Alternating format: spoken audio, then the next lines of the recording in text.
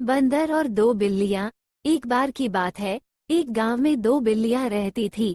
एक दिन एक घर से उन दोनों ने मिलकर एक केक चुराया था, लेकिन वो दोनों उसे साझा नहीं करना चाहती थी। दोनों बिल्लियों ने दावा किया कि यह उसकी कमाई है। वो एक दूसरे को हिस्सा देना नहीं चाहती थी।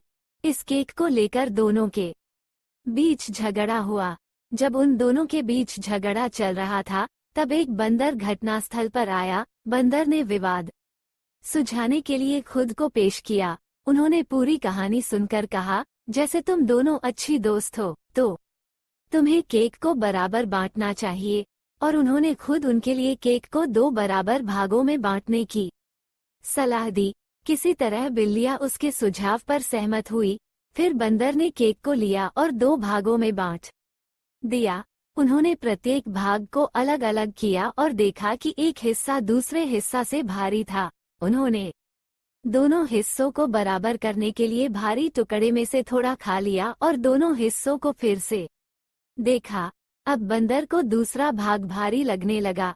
फिर उन्होंने भारी टुकड़े से थोड़ा सा खा लिया और दोनों हिस्सों को अपने हाथ पर रखा, लेकिन दोनों टुकड़ों में से कोई भी पूरी तरह से बराबर दिखाई नहीं दिया। अब केक को इसी तरह से चालाक बंदर ने खा लिया।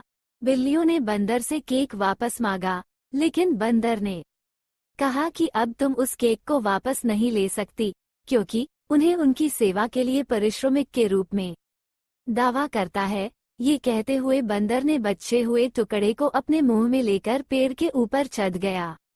बिल्लियां पेड़ के नीचे खड़ी रहकर बंदर को देखती ही रह गई। नैतिक शिक्षा: दूसरों से सहायता मांगने से पहले अपनी समस्याओं का समाधान खुद करना चाहिए। तो दोस्तों, कहानी अच्छी लगी हो तो कहानी को एक लाइक जरूर से कर देना, और ऐसी इंटरेस्टिंग कहानियां सुनने के लिए हमारे चैनल को सब्सक्राइब कर लें और बेल आइकन पे जरूर से प्रेस कर लें। जय हिंद दोस्तों, मिलते हैं नई कहानी के साथ।